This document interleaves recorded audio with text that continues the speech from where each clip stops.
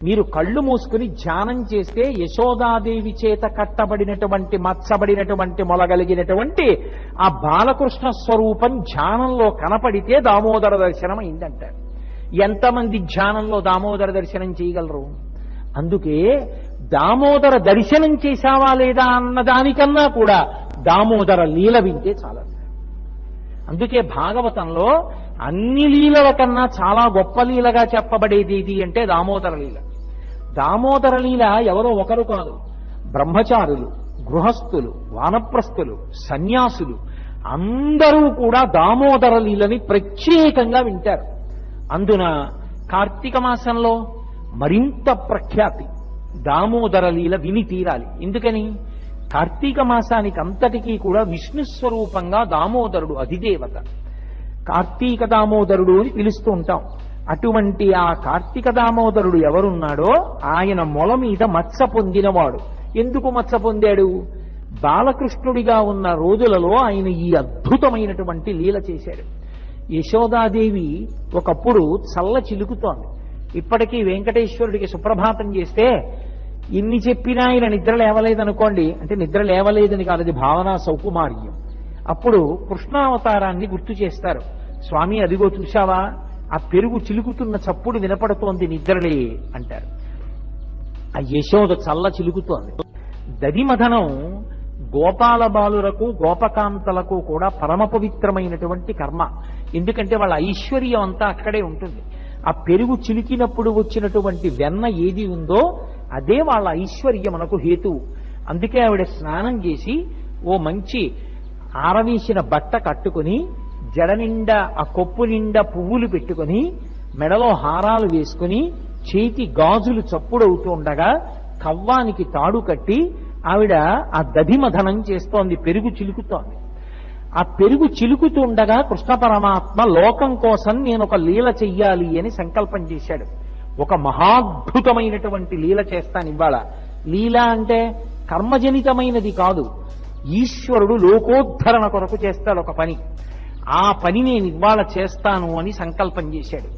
చేసి ఆయన పరిగెత్తుకుంటూ వచ్చాడు. సుడియుచు గిదుకుచు వాలుచు సడికొట్టుచు అమ్మ రమ్ము చన్నిమ్మను చెన్బెడబెడ గంతులు వయిచుచు కదిసి కడవ బాలకుండు కవ్వము పట్టాను. ఎక్కడి నుంచి వచ్చాడో చిన్ని కృష్ణుడు పరుగు పరుగును వచ్చాడు.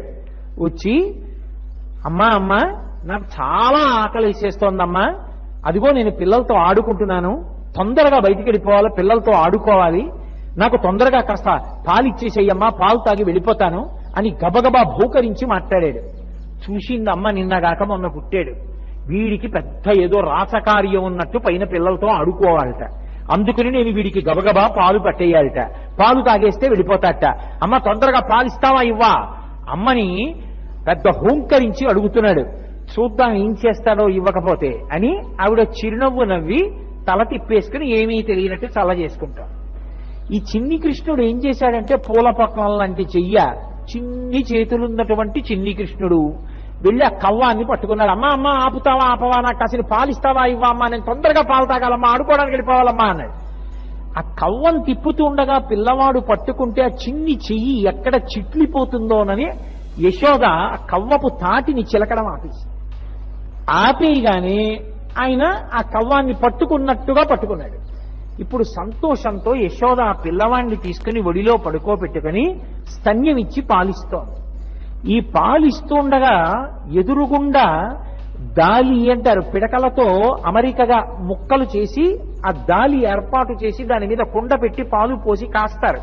సన్నని సెగ మీద కాగుతాయి. పల్లెటూళ్లలో పాలు కాచేటటువంటి వారికి తెలుస్తుంది, ఎర్రటి తట్టు కట్టి మంచి కమ్మగా ఉంటాయి ఆ పాలు. ఆవిడ పాలు కాస్తోంది, అవి గంట 2 గంటల తర్వాత పొంగుతాయి, మెల్లగా పొంగుతాయి. ఆవిడ పిల్లవాడికి పాలిస్తోంది. ఎదురుగుండా కుండలో దాలి మీద పెట్టిన కుండలోని పాలు పైకొస్తూ కనపడ్డాయి. పాలు పొంగిపోతాయేమోనని పిల్లవాడిని గభాలను తీసి కింద దింపేసి ఆవిడ పరిగెత్తుకుంటూ దాలి దగ్గరికి వెళ్ళింది. కడుపారం చనుబాలు తావనిసుతుం కంజాక్ష పీఠమ్ము పైనిడి పొంగారెడు పాలు దించుటకునయ్యే గంగ తద్బాలుండెక్కుడు కోపంబున వాడిరాతి దదిమత్ కుంభంబు పోగొట్టితిం పడరన్ కుంభములోని వెన్నతిని మీ విద్యాసంకులం భక్తుడై.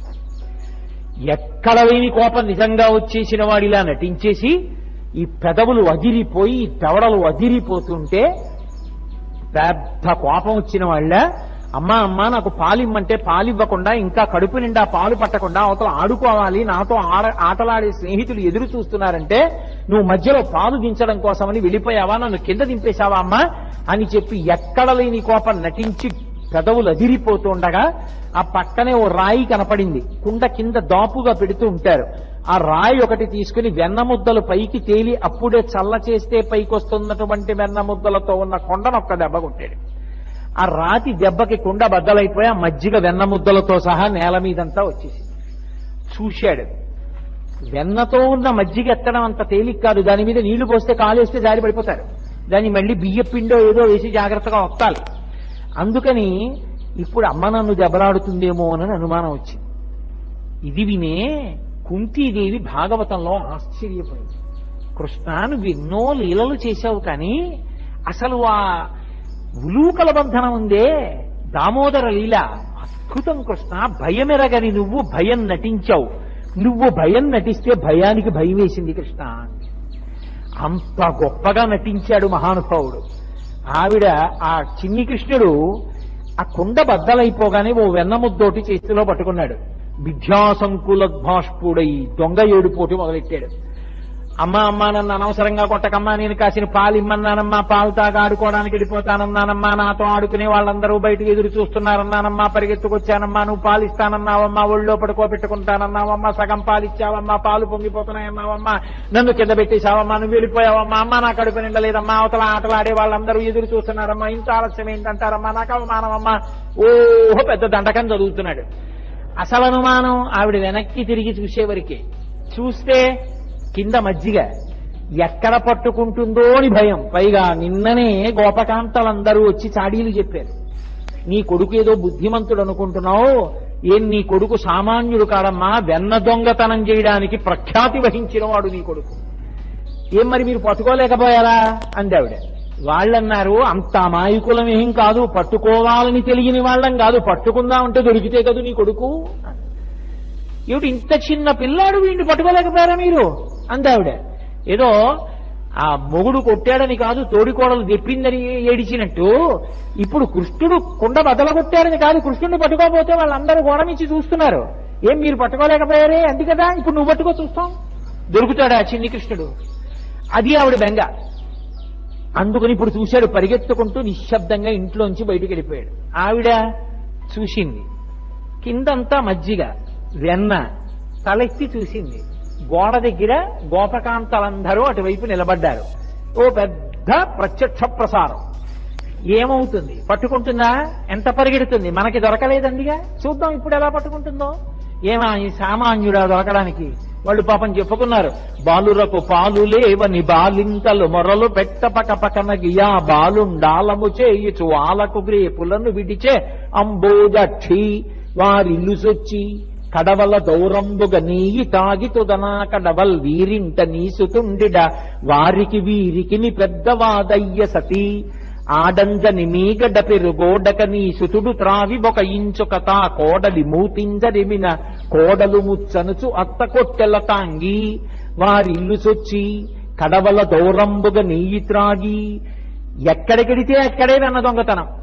ఎంత వెన్న దొంగతనం చేసేవాడంటే, ఒకవేళ ఆయన వెళ్ళిన తరువాత ఒక ఆవిడ బాగా పైకి కట్టింది ఆ కడవ, అందలేదనుకోండి, వారిల్లు సొచ్చి తా ఉట్టి అందక పీటలు రోలు ప్రోవిడి ఎక్కి చేపెట్టజాలక కుండ కిందొక పెద్ద తూటొనరించి మీ పట్టి మీ గడపాలు చెరలు పట్టి త్రాగతలోదరి.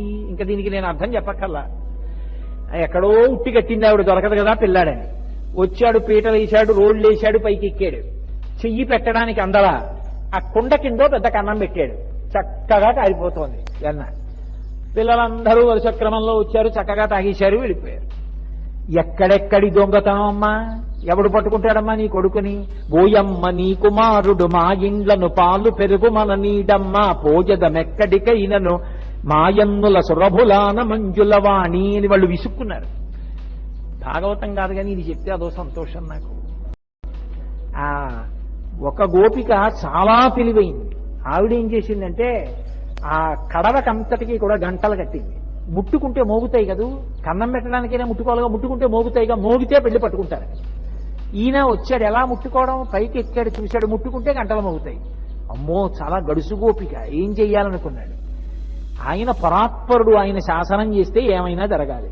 ఓ గంటలారా మీరు మ్రోగకుడు. అలాగే స్వామి చక్కగా అందులో చెయ్యెట్టాడు, వెనదీశాడు, పిల్లలకెట్టాడు. ముందు అందరికీ పెట్టేస్తాడు, ఆఖరణ తంతింటాడు. అది ఆయన నిజాయితీ. ఆఖరణ తీసి ఇలా నోటి దగ్గర పెట్టుకున్నాడు, గణగణ గణగణ మోగి. అరే మిమ్మల్ని మోగద్దన్నాను, ఎందుకు మోగారన్నాడు. అయ్యా వాళ్ళకి పెట్టారు, మేము మోగలేదు. మీరు తింటే నైవేద్యం అలవాటు మాకు, గంట కొట్టడం నైవేద్యంలో, మీరు తింటే మోగేమన్నా. ఎన్ని లీలలు, ఒకటా రెండా? మహానుభావుడు ఎంత అద్భుతాలు సృష్టించాడు.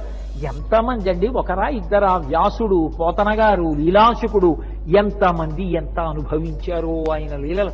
నాకు ఆ లీలాశుకుడు అనుభవించినటువంటి కృష్ణలీలలో, చోరలీలలో అసలు అర్ధరాత్రి నిద్దట్లో నాకు జ్ఞాపకానికి వచ్చినా పరమ సంతోషాన్ని ఇస్తుంటుందో శ్లోకం. ఒక గోపిక చాలా గడుసుది, పట్టుకుంటే ఆ కృష్ణుడిని ఎలా పారిపోతాడో చూస్తానంది. గుమ్మం ఎదురుగుండా వెన్నకుండా పెట్టింది. కనపడదేమో అని కొంచెం కనపడేటట్టు ఓరవాకిలిగా ఇలా పెట్టింది, వాలుగా పెట్టి తలుపు వెనక నించుంది. వస్తాడు కదా, పట్టుకుంటాడు. రాని వచ్చాడు. రెడ్ హ్యాండెడ్ గా దొరకాలి కదా సాక్ష్యంతో. చూస్తోంది, చేతికి ఉంది వెన్న, నోటికి లేదు. నేను తిన్నానా అంటాడు. అందుకని అందరికీ పెట్టేశాడు, అయిపోయింది. ఎవరూ లేరు కదా ఇంట్లో, పాపం అమాయకురాలు ఇక్కడెట్టింది కొండ అనుకుని తీసి నోటి దగ్గర ఎట్టుకున్నాడు. టక్కనొచ్చి పట్టుకున్నాడు చెయ్యి. ఆ అమ్మాయిని నాళ్ళకి దొరికాడు రా సాక్ష్యంతో. ఎలాగో దొరికాడు కదా, పిల్లాడు ఏం చేస్తాడో చూద్దానికి. కస్త్వంబాల, ఎవరు నువ్వు అంది. ఆయన ఏం తడువుకోలేదు. బలానుజ, బలరాముడు తమ్ముడు అన్నాడు. ఆయన ఊసిందికి ఇప్పుడు ఆయన ఏదో ఇంట్లో కూర్చుని పని చేసుకుంటున్నాడు. ఆయన్ని తీసుకొచ్చాడు. బలానుజ అన్నాడు, తన పేరు చెప్పలేదు. ఓహో కస్త్వంబాల బలానుజ కిమిహతే, ఇక్కడికి ఎందుకు వచ్చావు అంది. ఓసారి ఇలా చూసి, ఓ మన్మందిరా శంకయ, మా ఇల్లు అనుకున్నాను కాదా? అమ్మ బాబోయ్, గుండెలు తీసిన బంటు మీ ఇల్లు అనుకుని వచ్చావా? సరే పోన్లే, మన్మందిరా శంకయ. అలా అయితే ఎందుకు కుండలో చెయ్యి పెట్టి తిప్పుతున్నావు వెన్నలో, ఎందుకంది అంటే ఆయన ఏమీ తడువుకోలేదు. ఆయన అన్నాడు, అమ్మా మాదా విషాదంచన, కాసేపు మాట్లాడకుండా ఉంటావా నువ్వు? మా ఇంట్లో దూడ తప్పిపోయింది, చస్తున్నాను, వెతకలేక కుండలో ఉందేమో అని చేయి పెట్టి వెతుకుతున్నాను. నువ్వు వరిస్తే దూడ దూకి పారిపోతే మళ్ళీ నేను పరిగెత్తనా? కాసేపు మాట్లాడకుండా ఉంటావా? ఆవిడ ఇది విని, అమ్మ బాబోయ్, గుండెలు తీసిన బంటు దూడ వెన్నకుండలో దూరిందా అని ఇలా అంది. ఇత్యేవం వరవల్లవి ప్రతివచ కృష్ణస్య పుష్ణాతున. ఆవిడ చెయ్యొదిలిలా అనేటప్పటికీ పారిపోయాడు. అలా గోపకాంత జవాబు చెప్పలేని రీతిలో గడుసుగా ప్రవర్తించిన చిన్ని కృష్ణుడు మమ్ము రక్షించుగాక. ఈ గోపకాంతలు నిన్న వచ్చి చాడీలు చెప్పారు కదా, వాళ్ళందరూ గోడ దగ్గర నిలబడ్డారు. ఏం చేస్తుందో చూద్దాం, యశోద పట్టుకుంటుందో పట్టుకోదో. ఇప్పుడు ఆవిడ ఆ పాలకుండలో పొంగుతున్నటువంటి పాలవంక చూసి పాపం వెనక్కి తిరిగిందంటే పిల్లాడికి పాలిద్దామని అయిపోయింది. కూడా మొదలుకొట్టేశాడు. వెన్న మజ్జిగ అన్ని కింద పడిపోయి, మళ్ళీ ఒకసారి వెనక్కి రండి, అన్ని కింద పడిపోయి శుభ్రంగా ఓ వెన్నముద్దట్టుకున్నాడు, పక్కకి వెళ్ళిపోయాడు. ఇప్పుడు ఆవిడ చూసింది, లాలనమున బహుదోషము లోలింప్రాపించు తాడనోపాయములం చాలా గుణంబులు కలుగును తాడనంబె బాలు రకును తథ్యం పద్యం వరయన్.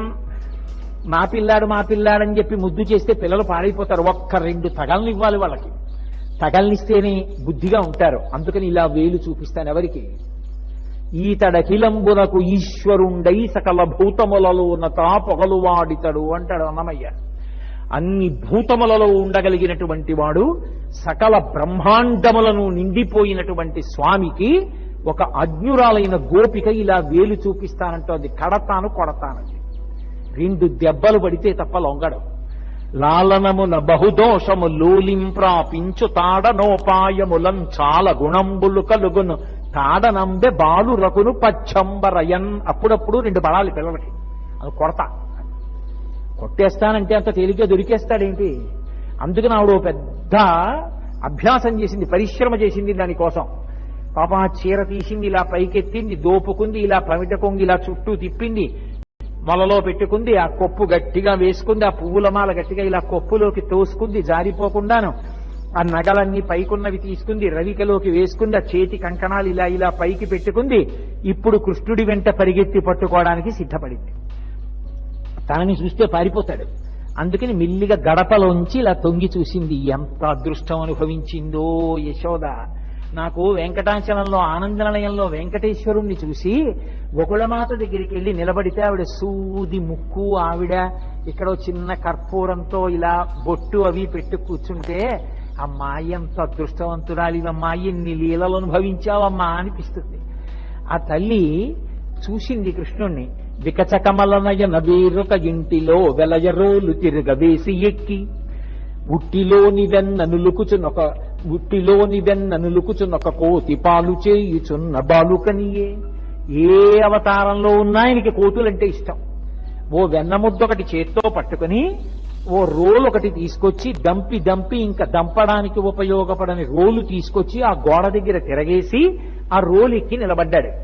ఆ ఎదురుగుండా చెట్టు కొమ్మ మీద ఓ కోతి ఆడుకుంటోంది. దాన్ని పిలుస్తున్నాడు, కాస్త వెన్న పెడుతున్నాడు. అది వస్తోంది, అక్కడ పెడితే ఓ వెన్న ముద్ద తింటోంది చక్కగా. ఈయన ఓసారి చూస్తున్నాడు, ఒకసారి తనలో తానే మళ్ళీ వెనక్కి తిరిగి దొంగవేడు పోటు ఏడుస్తున్నాడు.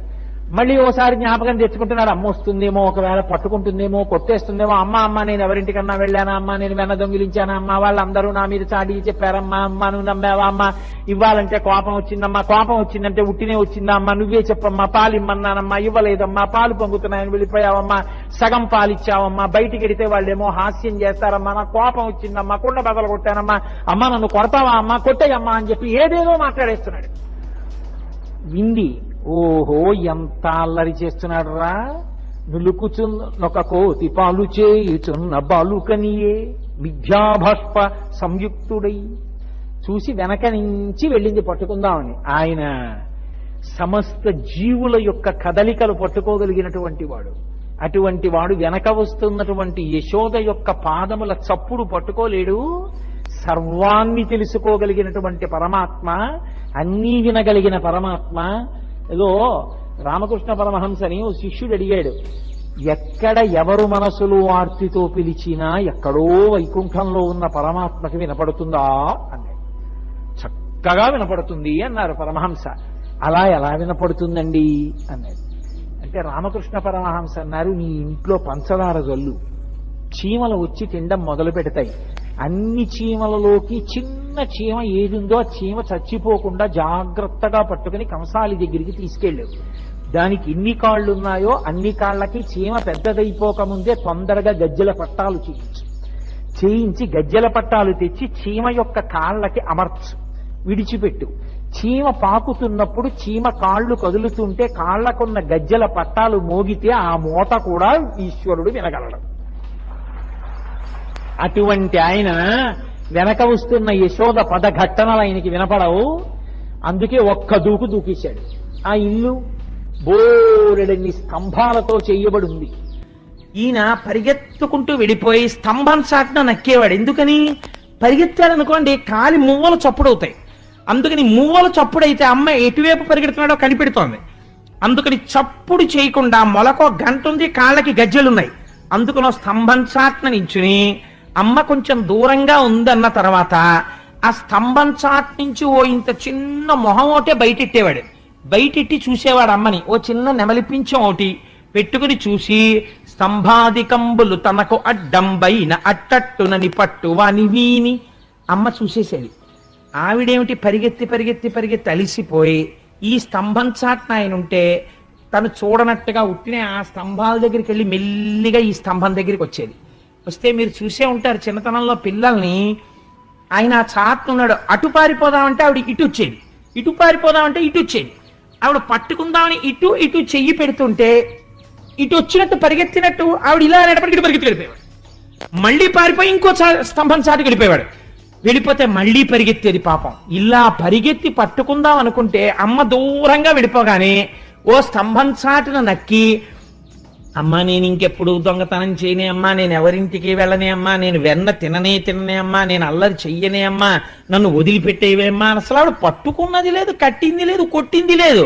కానీ కాటుక నిరయంగా కందులు నులుముచు వెడలు కన్నీటితో వగచువాని ఓ ఏడుపు, ఇలా కళ్ళు నిలిమేసి ఈ అరిచెయ్యంతా కాటికైపోయింది, ఈ బుగ్గలన్నీ కాటికైపోయాయి, కళ్ళు ఎర్ర పడిపోయాయి. ఈ లీల జరుగుతుంటేటండే 33 కోట్ల మంది దేవతలు పార్వతీ సహితుడై పరమశివుడు చతుర్ముఖ బ్రహ్మగారు ముక్కున వేలేసుకు చూశారట. ఏమిట్రా ఇది, పరమాత్మ ఏమిటి, లీలేమిటి? ఒక అజ్ఞురాలైన గోపిక వెంట పడుతుంటే ఏడుపు నటించి ఇలా ఇలా కళ్ళు నిలిమేసుకుంటూ ఇలా దాక్కోవడమా? కుంతీదేవి అయితే అంది, కృష్ణ నీ భయాన్ని చూసి భయానికి భయం వేసిందండి. అంత నటించేశాడు ఆ రోజున. కాటుక నిరయంగ కందులు నులుముచు వెడలు కన్నీటితో వగచువాని ఏ దశ వచ్చునో ఇది ఎన్ని పలుమార్లు సురుగుచు క్రీగంట చూచువాని. అమ్మిటొచ్చేస్తుందో అని ఇలా చూస్తూ పరిగెడుతూనే ఉన్నాడు. ఆఖరికి చూశాట, దొరకలేదు. ఎందుకు దొరికిపోయాడో తెలుసా అండి? వడల చెమటలగా ఎనుత్తరీయము దార తురుముకున్న విరులు జారిరాల పట్టరాని తనను పట్టెదనని చింత కట్టుకున్న తల్లి కరుణ చూచి. అమ్మ ఆ పరిగెత్తి అలిసిపోయింది. ఇంకా అడుగు తీసి అడుగేయలేకపోతోంది. ఆ వేసుకున్న ముడి ఊడిపోయింది, ఆ వేసుకున్న పమిట జారిపోతోంది, పెట్టుకున్న పువ్వులన్నీ రాలి కింద పడిపోయాయి, ఒళ్ళంతా చెమట పట్టింది, ఉక్రోషం వచ్చేస్తోంది కొడుకు దొరకట్లేదని. వెనక్కి చూస్తే వీళ్ళందరూ ఓ పక నవ్వులు. ఏది పట్టుకుంటా అన్నావు కదా కొడుకునని.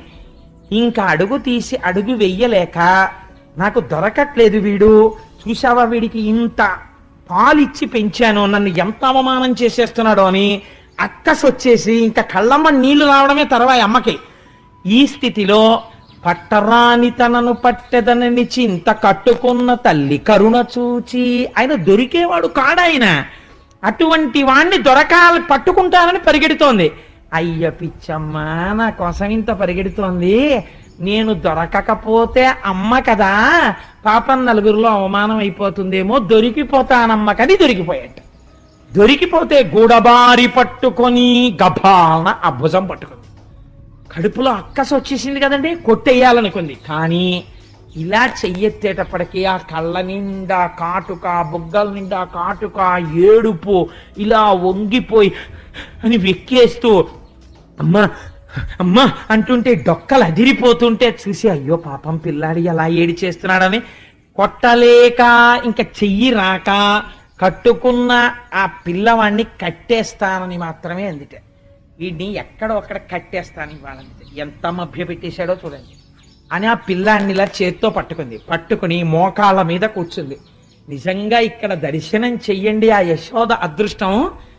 ఏమమ్మా ఇలా ఎవరికైనా దొరికాడా పరమాత్మ ప్రపంచంలో? ఏమి నీ అదృష్టం అని చూస్తున్నారు దేవతలందరూ. ఆవిడ మోకాళ్ళ మీద కూర్చుని పౌర సన్మానం చేసినంత సంతోషపడిపోతుంది.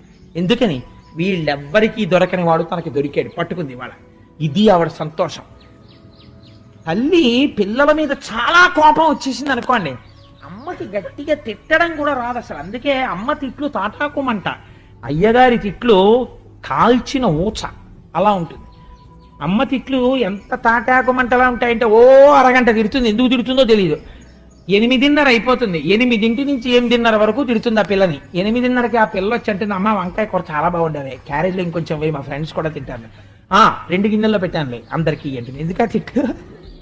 అమ్మ తిట్లంతే. ఆ తిట్లలో కూడా గట్టిగా తిట్టలేదు, తిట్టలేక తన మీద ఉక్రోషం పెట్టేసుకుంటారు. నేను చాలా చోట్ల చూశాను ఇలాంటి సందర్భాలు.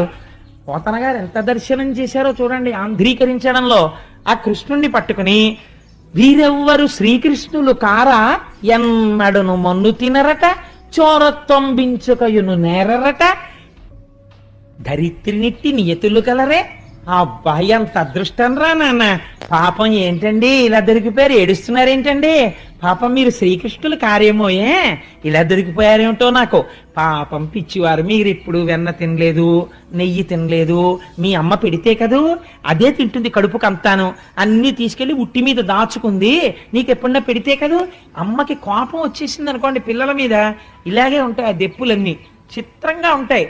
అవును పాప, ఎవరింటికైనా వెళ్ళి అదేంటి ఎంత బాగుంటుంది, ఎంత బాగుందో ఆంటీ మీరు వండిన కూర, మా అమ్మకి ఇలా వండడం రాదు అందనుకోండి, అమ్మకి కడుపులో అక్కసు వచ్చేసి మర్నాడు మంచి కూర వండేసి పెట్టి, అమ్మ కూర చాలా బాగుందమ్మా అన్న తర్వాత కూతురునో మాట అంటుంది, పాపమే మీ అమ్మకి వంట వస్తే కదూ, గాలికి పుట్టి ధూళికి పెరిగారు మీరు, ఏదో పాపం సర్దుకున్నారు, వాళ్ళు వీళ్ళు వండినట్టు నేను ఎక్కడ వండుతాను లేవే, ఇవ్వాలంటే ఏదో కుదిరింది కానీ.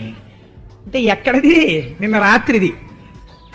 ఎంత తాపత్రయమో తను వండింది పిల్లలు సంతోషంగా తినాలని. కాబట్టి చూడండి, ఆ అమాయకత్వం నిందించడంలో కూడా, తిట్టడంలో కూడా ప్రేమే.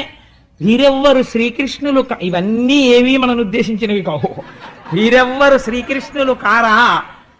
నువ్వు కృష్ణ ఏమిటో పాపం, నువ్వు కృష్ణుడివి కావే, చోరత్వం వించుకయ్యను నేరరట, పాపం నీకు దొంగతనం తెలియదుటే, నువ్వెప్పుడు ఎన్న తినలేదే, నువ్వెప్పుడు నెయ్యి తినలేదే, పాపం మహానుభావుడు ఎంత అదృష్టం రా, నాకు నీలాంటి కొడుకు పుట్టాడు.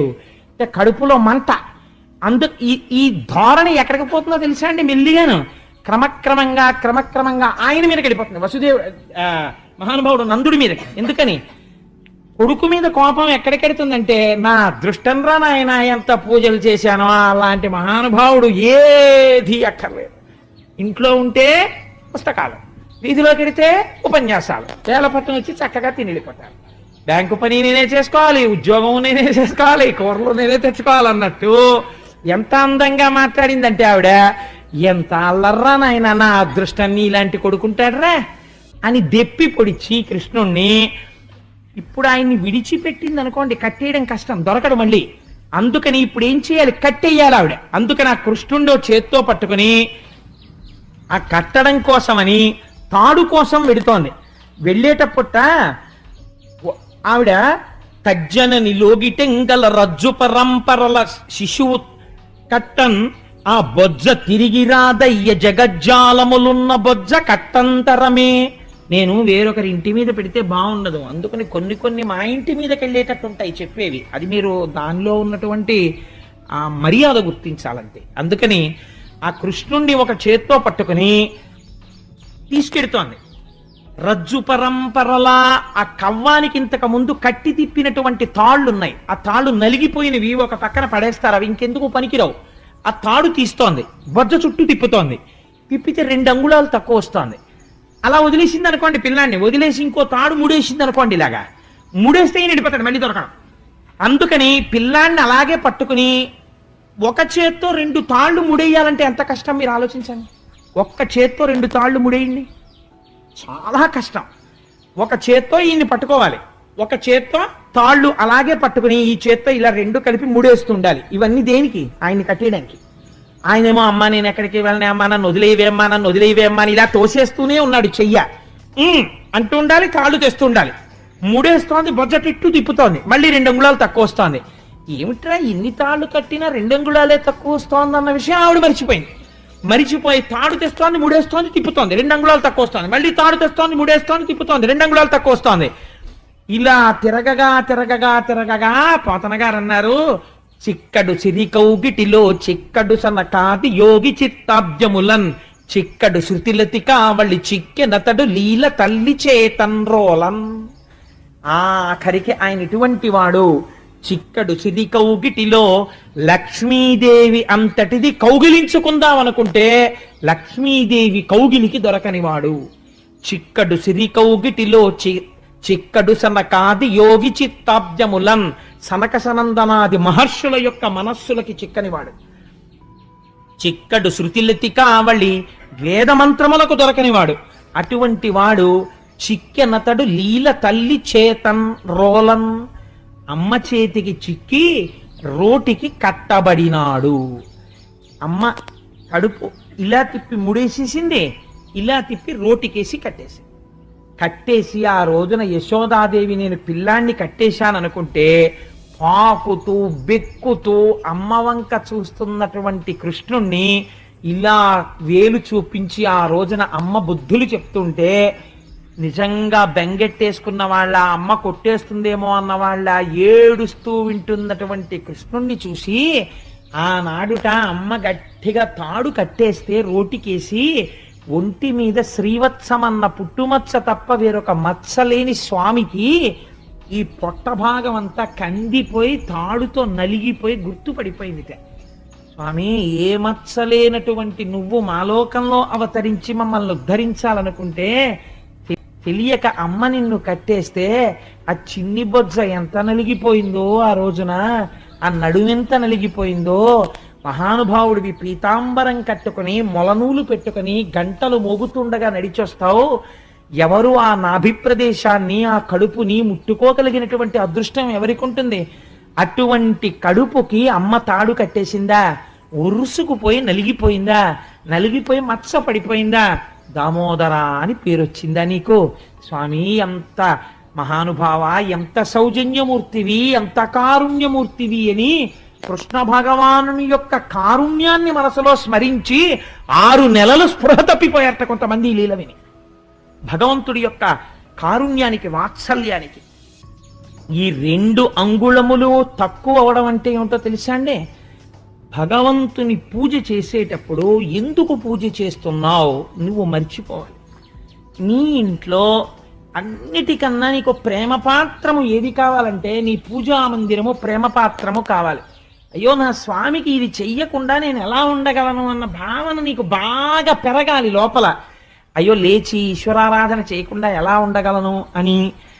మానస పూజ చేసినా కూడా అయ్యో నేను ఇవాళ స్వామిని ఒక్కసారి దర్శనం చేయలేకపోయానే అని, అయ్యో ఇవాళ నేను గుడికి వెళ్ళలేకపోయానే, ఇవాళ నేను ఒక్క పద్యం చదవలేదే, ఇవాళ నేను ఒక్క మంచి మాట వినలేకపోయానే, ఇవాళ నా జీవితం నిరర్థకంగా సాగిపోయిందే అని బెంగ పెట్టుకోగలిగితే ఆనాడు నువ్వు చేసినటువంటి పూజకి కోరికుండదు. ఈ ప్రయోజనమునకు చేస్తున్నావు, నేను చేస్తున్నాను, ఈ 2 మర్చిపోతారు పూజలో. అది విచిత్రం తెలుసా అండి? మీరు ఒక పూజ చేసేటప్పుడు నిజంగా రమించిపోయినటువంటి స్థితి ఎక్కడికి వెళ్ళిపోతుందో తెలుసా? మీరు పూజ చేస్తున్నారు అన్న భావన మర్చిపోతారు, పూజ ఎందుకు చేస్తున్నారన్న భావన మర్చిపోతారు. ఏదో ధర్మార్థ కామ మోక్ష చతుర్విధ పురుషార్థ ఫల సిద్ధ్యర్థం అని పూజ మొదలు పెడతారు. పూజ మొదలుపెట్టి నిజంగా మీరు పూజ చేస్తున్నారనుకోండి, మీరు పూజ చేస్తుంటే మీరు అమ్మవారికి ఇలా పువ్వులు వేస్తూ అథాంగ పూజ చేస్తాం కదండి. అమ్మవారికి అయితే కేశాది పాదాది పర్యంతం చేస్తాం. అమ్మవారి పూజ చేసేటప్పుడు ఇదే శంకర భగవత్పాదులు సౌందర్య లహరిలో అడుగుతారు. మీరు అమ్మవారికి పైనుంచి కిందకి పువ్వులు వేసుకుంటూ వస్తున్నారు అనుకోండి, మీరు అమ్మవారి ముక్కు దగ్గరికి వచ్చేటప్పటికి నాసికాం పూజయామి అని ఒక పువ్వు విసిరేస్తాం. అసలు నిజంగా అథాంగ పూజ అంటే ఎలా చేయాలో తెలుసా అండి?